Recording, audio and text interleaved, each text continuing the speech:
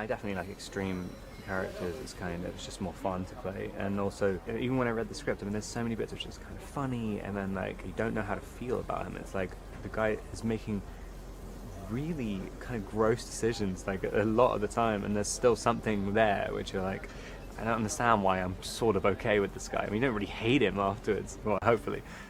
This film is exceptional. It's fast-paced, it feels real, it keeps you invested, it's gritty as hell and is an adrenaline rush from start to finish. If you haven't seen it, watch it immediately, and if you still aren't convinced, stick around, because you should be by the end of the video. I guarantee you will never look at a Sprite bottle the same way by the end of this film. Welcome to the film essay. The film is a thriller that rides this really interesting line between being a crime drama and a kind of absurdist comedy, with elements of horror from time to time. It's directed by the Safdie Brothers. The film centres around the relationship between Connie, who's played by Robert Pattinson from Twilight, by the way. Did your Twilight experience turn out to be what you expected? Millions of Twilight fans out there just cannot wait to see this. It's very almost heartbreaking because they don't want it to be over. Yeah. It's a little bittersweet, isn't it? For them. And his mentally retarded brother, Nick, who lives in Queens. The film opens with a scene of Nick attending therapy, and it's clear he doesn't like it there, but it's implied that it's necessary for him. We're first introduced to Connie when he bursts in and attempts to interrupt the session, taking his brother with him to help him rob a bank. This botched robbery ends up leaving Nick in prison, and the rest of the film takes place over one adrenaline-filled night where Connie tries to save his brother and himself. So the first thing I want to talk about is the characters. Every character in this film feels completely real. And I'm not just talking about the main characters, I mean people who show up for a couple of seconds. I'm pretty sure they didn't have permits for half the scenes they shot on the streets, which actually adds to this, because the people in the background don't look like extras, because they're just regular people unaware they're in the film. One of the characters in this film that does the best job is Connie. They manage to make us empathise with him, which is pretty amazing, because throughout the film he's distinctly unlikable. He lies, manipulates, schemes, behaves recklessly, and thinks he's far cleverer than he is. But despite this, we root for him throughout. We see the love he has for his brother, and we understand the world he exists in. Everything in this film is a hustle, and we understand how the system is rigged against him. We see how he thought it would all go smoothly. We understand his mistakes, and his love for his brother throughout is what keeps us empathising with him. Another character that is absolutely fantastic is Ray. Releases me, the bus drops me off right in front of a liquor store on the corner. I mean, after doing 2 years in jail, what the fuck do you think is gonna happen, man? I'm gonna want a fucking drink. Right away, I'm getting a bottle of brandy, and I'm already practically broke with the little money that was left in my account. So I call my boy Khalif. He comes through with some more liquor and some sticks of Xanax. My brother. He takes some sticks, I take some sticks. And by now, we're all fucked up, and I'm just feeling so good that I don't even give a fuck. He shows up halfway through the film, and in a way he represents Connie. He too exists with little money and has turned to a life of crime. The difference between the two is that Connie thinks he's not like Ray. He thinks he's smarter than him and is a different class of criminal. As the film goes on, every choice Connie makes just causes everything to get worse and destroys the people around him. Ray even tries to talk to him about how much time he is facing in the apartment, and Connie judges him and smirks at him, saying that he's better than Ray, while Ray replies that no one's better than anyone. Ray is the dark truth Connie doesn't want to accept. Buddy Duress gives a spellbinding performance as Ray. His character feels so goddamn real and in a way so horrifying.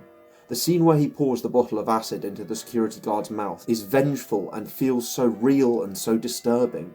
He's almost nonchalant about it, and in this way demonstrates the dark consequences of a life of manipulation, the things Connie will end up doing if he goes down this path. But it's not just the big characters, even the guy in the bail bonds place feels so real. Listen to the Safdie brothers talking about the scene and you understand their commitment to realism. We're idolizing it in a way that you idolize the neighborhood landmarks. We're trying to create new Empire State Buildings for each neighborhood. When we went and looked for locations, it was very important that each one was an iconic thing. We actually pride ourselves that we shot in all 5 boroughs of the city. in this movie, we went out of our way to try to involve as much fabric of the city and of this story as possible. There was a movie star who originally played the bail bondsman, and it didn't work out for a number of reasons. It was mostly our fault. But we went back and reshot it with the actual bail bondsman, whose office that is. The scene is such a narrative one, such an expository one. By having the real fabric in there, it kind of grounds it. The cinematography is brilliant.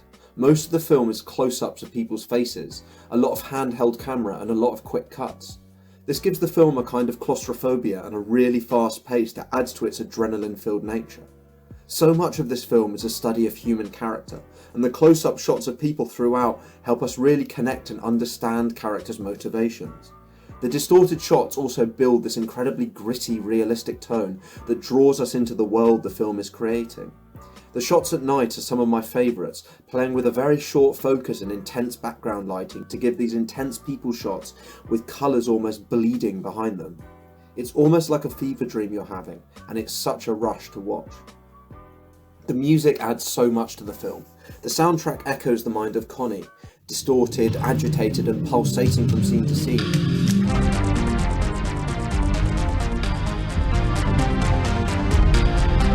Every decision made by Connie makes everything so much worse, yet he tries to keep his composure, thinking he's going to be able to get out of this situation. However, as things gradually get worse and worse, the loud, pulsating music shows us how his mind is working overtime, and how screwed up the situation he's in really is. The song over the end credits is opposed to the rest of the soundtrack, but really displays the emotional core to this film. Listen to the lyrics. Think about untwisting and untangling these strings I'm in to lead a pure life. Look ahead in a clear sky. I ain't gonna get there,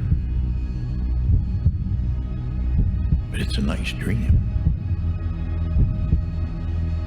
It's a nice dream. The film plays with a lot of themes. It displays what people will do for one another and do to one another, showing both the good and the ugly in humanity. A lot of the film is centred on the failure of the American justice system. The fact that Nick is trapped in prison just because Connie is not rich enough to pay his bail shows how America is only really just for the rich. Nick wouldn't even have ended up in hospital if their family were rich enough to pay his bail. The film also shows how people like Ray can get trapped in a life of crime, drugs and prison time. There's little hope for him, no money, no career prospects, surrounded by people trying to make a quick buck, and distrusted by everyone. The taxi driver not trusting Ray simply because he used to be in jail, even though Ray's mother would pay him, caused Ray to end up in hospital. Talking about, oh, I'm not getting ripped off by one of you punks again. I'm not getting fucked over. And he just fucking steps on the gas. And that was it, and just takes off. I'm gonna pay you. My mother's gonna pay you. She has money. I'm going to the police today. Man, I do the word cops, and I lose it. I'm like, I gotta get the fuck out of here. Over. You are crazy. I'm not going back to jail, man. I'm not going back to jail. God damn. So I happened to get one of the doors open before he locked them all. And this guy's crazy. He's fucking driving. He's speeding down the road, 30, 40 miles an hour.